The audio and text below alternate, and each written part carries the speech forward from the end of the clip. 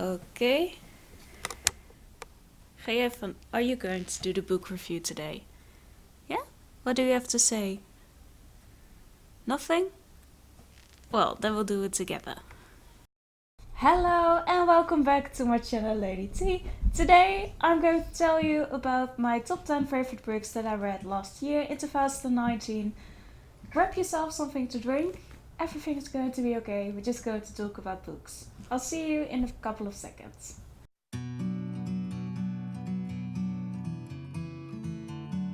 So 2019 was a year in books that I wanted to challenge myself to not only read books to make it to my goal of 50 books, but actually read some things that I find interesting and read some of the books on my shelves that have been waiting for me to read them.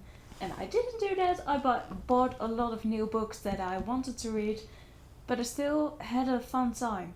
I remember making a list at the end of 2018, I think it was, and I had trouble picking out books because that year I focused on just getting to the end goal of reading all the books that I had set for myself. And last year was just a blast in books, and I had so much fun scrolling down the Goodreads list of what I read and picking out books for my top 10 list. And this time I actually managed to make a good list, and I had to really pick and consider why some books wouldn't be on the list. Without further ado, let's start with number 10. Number 10 is a book that I read in Dutch for school. We had to read this for philosophy. It's from Sigmund Bauman, a philosopher who has, I think he is deceased by now, but I'm not sure. The book is in Dutch. It's called Fluid Times, Living in a Century of Uncertainty. In this book, the writers of this book talk a lot about how there's a lot of uncertainty in this day and age, that our relationships with other people don't last as long as they used to, and what kind of effect it has on society and us as people. And both of my animals want attention right now. I really like this. I found it very interesting to read. I don't necessarily always agree with all the points that he makes, but it is very interesting, and I definitely recommend reading some of his stuff. Kom maar eens lekker bij. Kom maar. He doesn't want to be in frame today. No. Number 8. Week of writing last year, 2019, you get a free book. That is the way it is in the Netherlands, and every year one of the writers is chosen to write something, write a gift for that year. This time it was Dolores Dolly Poppendijn, only in Dutch, I'm sorry, but it was written by Thomas Olde Heuveld. It is about a mother with more than likely a postnatal depression or psychosis.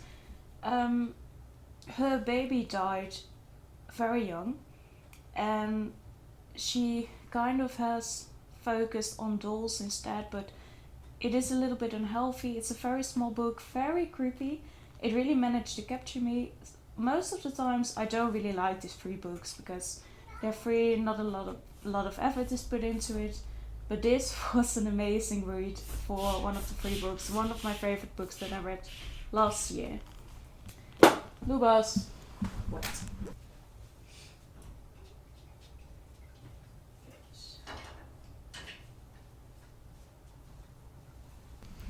Lubas, my cat, really likes hanging out in the bathroom, so sometimes I have to let him in.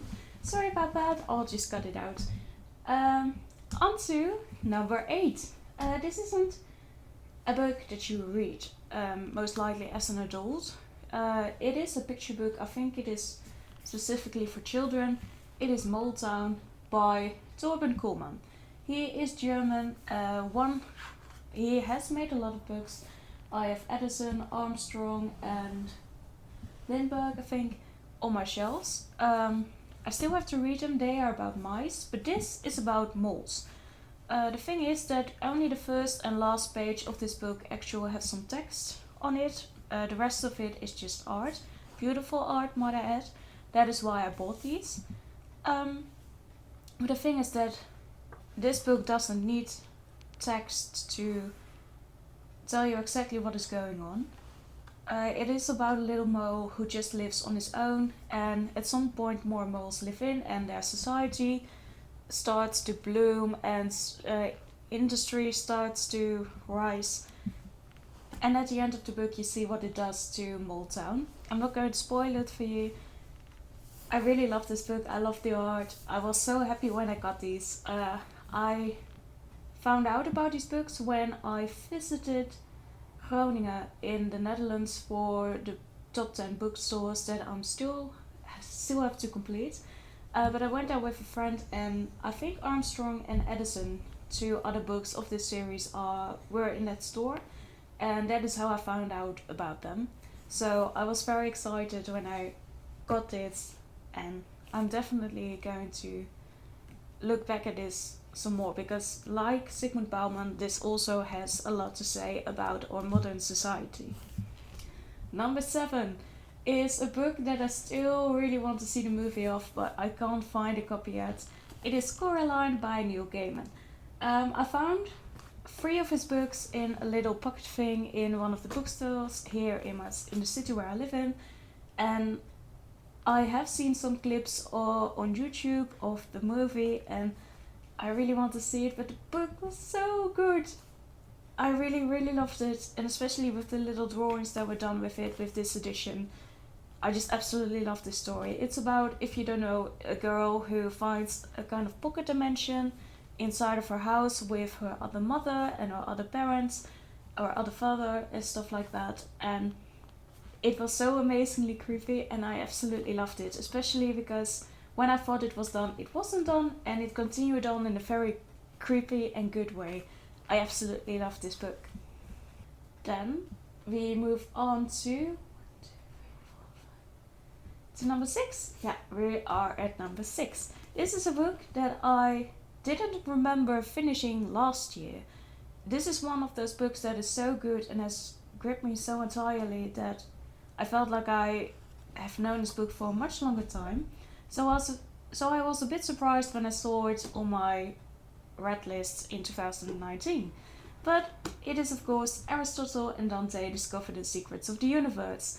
One of the best books that I have found last year. I was so excited when I found it, and I can't really tell you why I like it so much.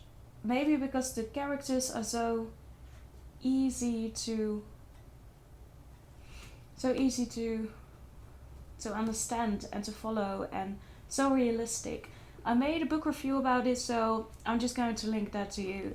I am much clearer in that review than I'm here right now. One of my favorite books of this year.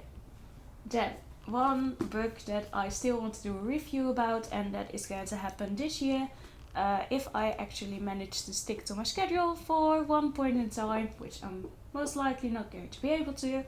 It is The Book is Life of Nina Hill by Abby Waxman. Absolutely fell in love with this book. I had to buy it because of the front. There was something that just captured me, and I'm so glad that I did.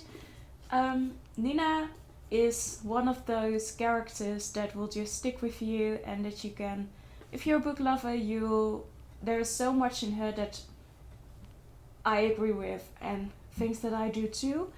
It was so nice to read that I'm not the only one who is a little strange that way, and who sometimes prefers books over people. It was just so nice to read myself in a book. I absolutely loved it. I'm going to talk more about it in a book review, so that is it for now. Oh yeah. And this, number 4, is one of the books that I recommend to people every time I'm in the bookstore.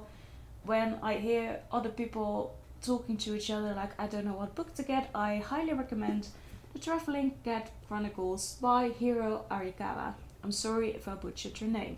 This is not just one of my favorite books that I've read last year, but one of my favorite books of all time. One of the books that I'm going to reread a couple of times probably. It was so sweet, so heartwarming, and just made me cry, made me laugh. I absolutely loved it. I also did a book review about this one, and I am still going to cry if I can think about this story again, so we're just not going to. Moving on to the top 3, watch the book review of this book if you want to know my exact opinion of it. Oh yeah. This is a book that when I found it, I was intrigued by it, but I wasn't sure if it was going to be something for me. Because one of the most annoying things that I hate about books in bookstores these days, there is no summary of the book, but just recommendations from papers and people that I don't know, who I don't care about. I want to know what the book is about, not what other people recommend. But this is one of the best books that I've read in so long. I absolutely love fan fiction. I started writing about 4 or 5 years ago, started to express myself that way and started sharing with other people the stories that I come up with.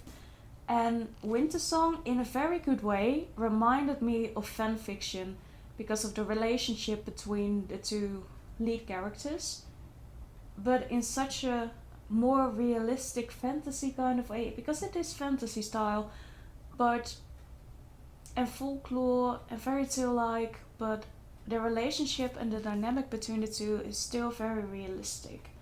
There are still doubts and stuff like that, which you don't often find in fanfiction. And this isn't fanfiction, it just felt that way when I read it. And the second book of this, Shadow Song, absolutely loved it. Best second book that could have come out of this. Highly recommend it. It was amazing. It changed the way I look at love relationships for the rest of my life. Basically, it ruined me. Then we come to the top 2. I made specific decisions for this one just because of how well I love the books. And first we start with C.J. Tudor, The Chalkman. I'm sorry if I butchered your name as well. My first language isn't English, so I'm sorry. The Chalkman I chose before the taking of Annie Thorne because this one had a better ending. I'm also going to talk about these 2 first books of her next Friday in book review. It's still high up on my list, even though the ending is a bit rushed and a bit meh. The build up and the middle part is just so good that it gripped me and I finished it in one day. The same with the taking of Annie Thorne, but this one is a little bit high because I saw this in a bookstore so many times and I just wasn't sure if it was something for me. But then I first picked up the taking of Annie Thorne and I absolutely loved it. Then I had to get this one because I wanted to know what the first book was like, and my bookstore didn't have it. We searched with manpower together with the employees, but there was supposed to be 1 copy left in the store, but we couldn't find it. And then as I was standing in line waiting to buy some other books, 2 employees came rushing to me and were like, we found it, it was in the back of the store.